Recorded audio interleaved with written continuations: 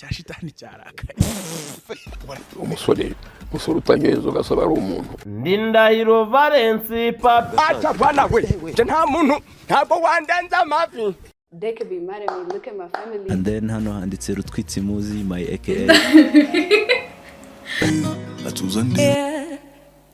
Work in China rather to be in Tata wafite karisimbi.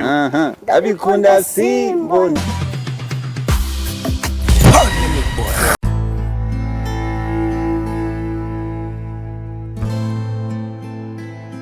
What's up my beautiful ladies and gentlemen, reka nize ko mwese mumeze neza cyane, reka nize ko ibihe bikomeje kubabera byiza, reka nize ko ibihe bikomeje kubanogera. Njero nitwa Badon in TV, maje kugeza amakuru menshi y'imyidagaduro ari kugenda garuko hano hanze.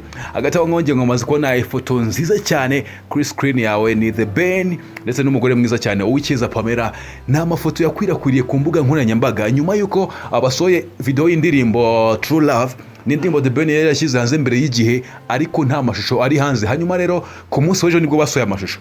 Gusa ubundi byaciye amarenga ku itariki ya 24 ubwo bashyaga hanze aka video ari kubyino ndirimbo ari The Ben ndetse na Pamela, ariko hasi bandika amagambo ngo Merry Christmas from 3 of us. Icyo gihe abantu bose babona neza ko Uwicyeza Pamela umugore wa The Ben atwite. Wow, bani inkuru nziza cyane, abantu barabyishimira nyuma yuko hari abantu benshi bari bagiye bavuga yuko ngo batabyara ibintu ngo byagenze bite, ariko Imana ibifasha iminwa yabo, ubundi bibagaragaza neza nyine ko umuryango wagutse mu minsi mike baraza kwibaruka umwana. Hanyuma rero abantu barabyishimira benshi cyane, barimo Meddy ndetse n'abandi basitari bagiye batandukanye hano mu Rwanda, bagenda baposting bavuga ati Imana ishimwe ku bw'ibi ngibi, bagenda bagaragaza ko bishimiye neza cyane kuba madamu wa The Ben atwite. Ni ibintu byiza cyane, ni ibintu byashimishije abantu benshi cyane kabisa, abantu babyishimira birenze. Hagati aho ngaho rero Uwicyeza Pamela niwe watangaje, aravuga ati Merry Christmas from 3 of us, ariko The Ben nawe ku rukuta rwe rwa Instagram agiye gupostinga aravuga ati anytime twasohora indirimbo True Love. Hanyuma n'undi akoresheje ayo mashusho yagaragaye ari kumwe n'umugore we Uwicyeza Pamela bari kubyina iyo ndirimbo. Hanyuma abantu kuri Christmas biriwe bategereje ko iyo ndirimbo ijya hanze. Hanyuma ku munsi ukurikiye nabwo birirwa bategereje. Hanyuma rero kuri 26 nibwo iyo ndirimbo yagiye hanze, ijya hanze irimo amashusho abantu benshi batavuzeho rumwe, ariko mu by'ukuri ni indirimbo nziza, ni amashusho meza. Uretse ko hari abantu nyine bagiye bavuga bitandukanye n'iby'abandi, hari abantu babonye muri iyo video bakabona ko ari nziza, abandi bakagira ikindi kintu babona. Iyo video rero irimo amashusho Uwicyeza Pamela aho bigaragara ko atwite, inda iri hanze. Ibintu abantu benshi abasitari bakunze gukora n'ubundi ugasanga nyine bari kwishima mu mafoto, bakoresha amafoto cyangwa se amashusho bagaragaza nyine ko bari kwishimira cyane ko umuryango wabo ugiye kwaguka. Ariko hagati aho ngaho ugasanga iyo byagenze gutyo hari abantu banyura muri comment cyangwa se bagafata ayo mashusho bakayapostinga bakayaherekeresha amagambo agaragaza ko batishimiye ibyo bintu. Cyane cyane ugasanga babihuza cyane n'umuco w'agace runaka, niba ari mu Rwanda bakabihuza n'umuco, bakabata ibintu ntabwo byari bikwiye. Aya mashusho rero yavugishije abantu benshi bagiye batandukanye, aho nko ku rubuga rwa Twitter umugabo bita Muganga Rutanga rw'amaboko yafashe ayo mashusho arayapostinga agaragaza ko atishimiye ibyo bintu, agaragaza ko ngo mu muco w'u Rwanda ibyo bintu bitakagenzwa nguko, ndetse n'abandi bantu benshi uretse nanga ndetse no ku rukuta rwa Instagram rwa The Ben bagenda bavuga ati ibintu ntabwo byagakwiye, bavuga ati ibintu ntabwo ari byo. Rutanga rw'amaboko rero waciye kuri X yahoze yitwa Twitter, yanditse amagambo agira ati duhanure kandi duhorane bene Imana bahonoke, utwite atwikira ntatwika ngo yimanukire ejo kuzamuka byamugora amagarukirane muri rwa ruziga rw'ubuzima butazima. Inda y'umubyeyi urubahwa ikubahirizwa ntiyanikwa ku gasozi ka Ihande, n'u Rwanda ninda muzibeho mwogatsindwa mwe. Gusa abantu benshi ikintu naje kugenda mbona baje kumva ko muri ano magambo harimo gutukana, harimo nko kuba wenda uyu Muganga Rutanga rw'amaboko yatukanye, ariko wenda ku ijambo rimwe abantu benshi bagiye bagarukaho bagose ko ijambo ryanditse ngo muzibeho mwogatsindwa mwe. Muzibeho abantu benshi iryo jambo barigeruseho, ariko iri jambo ubundi busanzwe bisobanuye ngo mutwikireho cyangwa se muhisheho. Aricyo kintu yaje kubagarukaho. Ntabwo rero ari Rutanga rw'amaboko gusa wavuze kuri ibi bintu, kuko n'abandi bantu bagiye bagaruka bapostinga ano mashusho bakagenda babivuga andi magambo agiye atandukanye kuri X ndetse n'andi agiye atandukanye. Ntabwo rero ari Muganga Rutanga rw'amaboko wagarutse kuri ibi bintu gusa, hari n'abandi benshi bagiye bagaruka ku yandi mapost bavuga ati ibintu ntabwo byagakwiye, bagenda bagaragaza nyine ko batanyuzwe cyane no kuba amashusho yagiye hanze muri ubu buryo. ariko mu by'ukuri harimo n'abandi babyumva neza bavuga ati uko biri nubwo bwose tugira umuco ariko umuco uraguka, umuco urakura, umuco hari ibintu cyane ko hari n'uburyo gutera imbere cyangwa se iterambere rishobora kutagira neza mu gihe abantu batsimbaraye ku muco cyane bumva ko nta kintu kigomba guhinduka.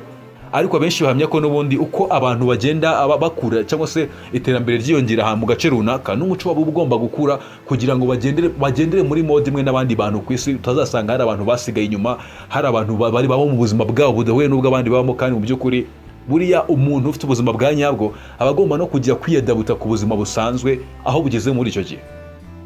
Rero nta mashusho yaje gushyirwa hanze, abenshi bagenda babibona mu nguni zitandukanye nk'uko bagiye ubyumva, ariko abenshi babona ko ari uburyo The Ben yakoresheje kugira ngo agaragaze ibyishimo afite byo ku muryango we wagutse.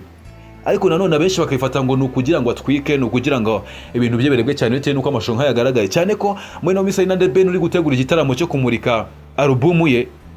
Iki rero kikaba ari igitaramo ari gutegura kizaho ku itariki ya mbere y'ukwezi kwa mbere, akaba yarakise The New Year Groove. Ni igitaramo rero ari kumurikiramo alubumu, kikaba kizabera muri BK Arena. Ni igitaramo abantu benshi bitezeho byinshi cyane ko ari The Ben wakunzwe n'abantu benshi mu bitaramo, uburyo ataramamo, uburyo aririmba, abantu biteze kuzagiramo ari benshi. Ni igitaramo kandi cyaje kuba gisapotingwa na Minister Nduhungirehe, aho yavuze ati natwe turahari cyane ku itariki ya mbere y'ukwa mbere tuzatuhabaye cyane. Ni Nduhungirehe kandi wafashije n'abandi bantu benshi bagiye batandukanye barimo na Bruce Melody mu bitaramo bigiye bitandukanye bagiye bakora. Ni ibintu biri kugenda bigaragara cyane ko muri ministeri z'u Rwanda harimo y'urubyiruko ndetse n'ububanyi n'amahanga bari kugenda basapotinga abahanzi bacu cyane babereka urukundo.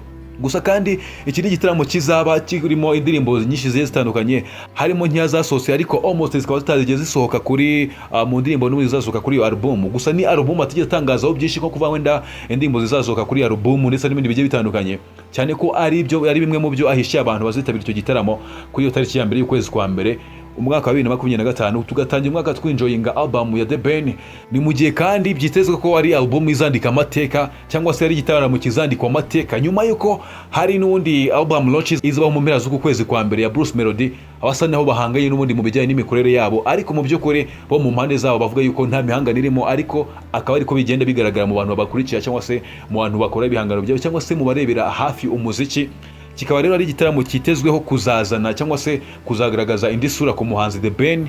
Akaba ari ibintu rero bikomeje kugenda bishimisha abantu muri ubwo buryo mu gusoza umwaka, mu gutangira umwaka, kandi bikazagenda nk'uko abantu binjoyinga cyane umuziki we, ndetse kandi bikazagenda bikomeza nk'uko azashyira album hanze none indirimbo zose abantu bakagenda bazumva nyuma y'uko icyo gitaramo kizarangira. Ibintu byose ari fresh cyane.